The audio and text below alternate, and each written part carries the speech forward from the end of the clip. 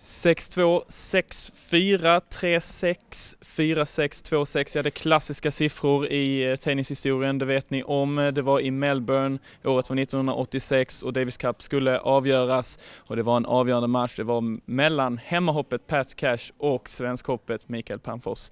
Här i Båstad så har vi samlat just de två 29 år senare. Och nu så går vi över till engelska när vi pratar med dem. A big warm welcome here, Pat Cash. Thank you very much. No, it's very nice to be here again. First time I'm going to chance to play in Båstad, so we're very happy. Thank you. And how is it to be here, first of all? Well, it's a beautiful. I've been here visiting for TV, but not to play. And when I came here a few years ago, I said, "Oh, I want to come back." And luckily, I got invited back. And thank you to Michael and the team here to invite me. What a great spot to be. It's fantastic near the ocean, and a lot of people having fun. It's very enjoyable. Thank you. Mikael, of course, it's not your first time here in Båstad, but anyhow, how would you describe all this week? No, I mean, I think this tournament has been brought into one of the best events on tour, and it's been proven because the players has voted it the best event on tour for, I think, 11 or 12 years in a row. So we all know it's a wonderful event, and I think it's tremendous that we have an opportunity to do a little bit of a Legends tennis show too, and bring in some names that really has been involved in Swedish tennis. So Pat, having played so many Swedish guys throughout the years, everybody knows him in Sweden, and I think it's tremendous to have him here. Of course, and both the guys will be playing the Legends double tournament later on today. But if you just can turn back time for just a moment and think of that game in Melbourne. We have some pictures here that our photograph Göran Stenberg brought to us. Could you just pick up some and just walk down memory lane? Yeah, well, it does bring back some memories, actually. It's fantastic. Well, I think, first of all, I think the most, for me, about Michael was the fact that how well he played on the grass, and how much, I suppose, I underestimated how good he was. I thought perhaps he was just a clay court player or played on the clay or the hard court as well.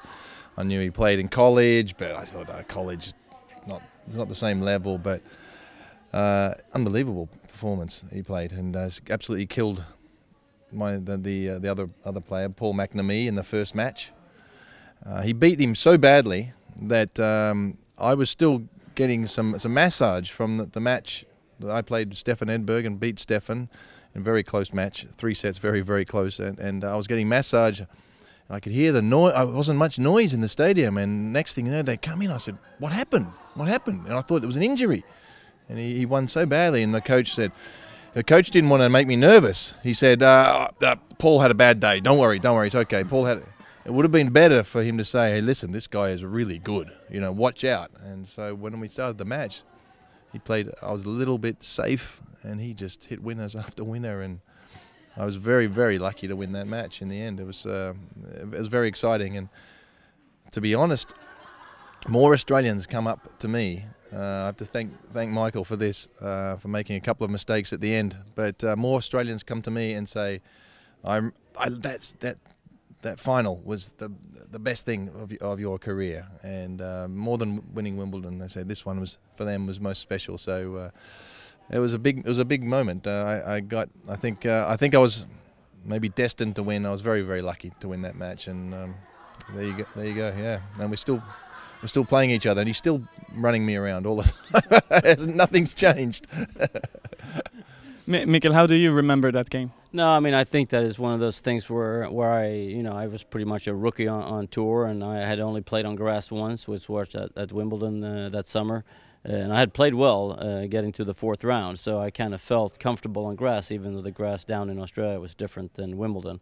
But I think it was one of those things where I went out and played, not knowing what to expect. And I think it was pretty much almost one of those things where I didn't realize that I probably wasn't able to play as good as I did. I just went out and had a great time and just started hitting winners and got so much confidence from winning the first match that it just poured into the second match. And the way I played in the first 2 sets, I don't think I ever played that well again or before that. So I think it was just a question of, and I can't remember everything through the last 3 sets. But I don't feel like I played poorly. I think it was just a question of Pat, just fighting and staying in there and realizing that, that he was he was an extremely good grass court player, so he never doubted himself in being able to come back, and he knew what it takes to win a 5-set match, and he just brought his game in, and like he said, I think he started out a little hesitant just to see what I was all about, and I was on fire from start, and then he managed to build his way into the game, and I think one of the most interesting thing for me coming out of that match, that I had so many people come up to me and still do and ask me, how disappointed I must have been to lose the match. And I say, I really can't be disappointed, because I played one of the best tennis matches I ever played in the Davis Cup finals away, and I just lost. And I couldn't be disappointed. Now when I think about it, sure, if I would have won that match, maybe we would have won Davis Cup, and I actually think that Stefan would have won the last match, so we would have won Davis Cup, and I would have that on my resume. But to have a match like that, and now hearing Pat say that, a lot of people come up to him and say that it was the best thing they've ever seen. That makes me proud, because I was part of it, even though I lost the match. So, Pat, how was it to play at the stadium? Because as we remember it, it was very, very hot. I don't remember it being that hot, but it was... Maybe for Sweden. Yeah, probably. It was, yeah, exactly. We did our best to make it uncomfortable for the Swedes. We put it on grass. We put it in, in the home town. So we had 2 of the 3 of the players in the team were from Melbourne. So we had them there. We made it just after Christmas. So we said, okay, well, let's make them very miserable, so they have to come all the way to Australia and say goodbye to their family.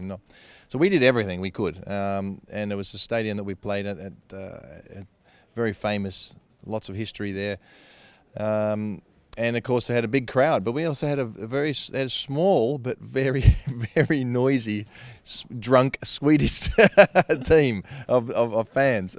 We just talked about how much noise did they make. It almost felt like the crowd was 50-50, Swedes and Australians, and I think that's what made it such a great time, was that there was so much involvement from both countries in the stand. You have a photograph there with some of the... Yeah, I remember that. That was after the first match, and I'm not sure why they would let all these Swedes onto the pitch there, or on the court, but they did, and they were extremely happy. So it was another tremendous memory. Mm-hmm. And if we look at some other pictures over here, we have... after the game, I think, over here. Pat, can you say something about this? Well, I think this kind of sums up a lot of, explains a lot about Australians and Swedes, and how I feel about Mikael as well. Is that he must have been very disappointed, and we were celebrating, and this is afterwards, and but the Swedes and the Australians have a lot of respect for each other. We like each other, and we have, I don't know, we're easygoing people, we're relaxed, maybe not always on the court, but off the court we're relaxed. We know each other since a long time. I've known Mats, I've known not so much Mikael because he went to college, but Mats and Stefan and juniors, and it was always friendly, and here we are shaking hands and having a laugh, and I'm sure we had there's not much in this glass, so I'm guessing there was an empty beer or 3, and we've always been friends. We played hard, and but we respect each other for that. Michael, you were holding another photograph. Could you tell me something? The same banquet, and as like Pat says, we were 2 countries fighting to win the Davis Cup, but I think when you look at it, you have to realize that tennis is just a game. You want to go out there and win, but you also want to realize that it's not life or death. You come out of there and you've played good tennis, and you've enjoyed a year of Davis Cup where both teams have been fighting really hard to make it to the finals, and to have a finals like that came down to us 2 playing as well as we did. I think that's what Davis Cup is all about. And then afterwards you go and have a couple of beers together. Also, I think the most impressive thing is our haircuts. Yeah.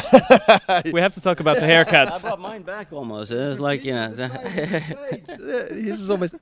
When we saw him. You can't see the color here, but he had a blue.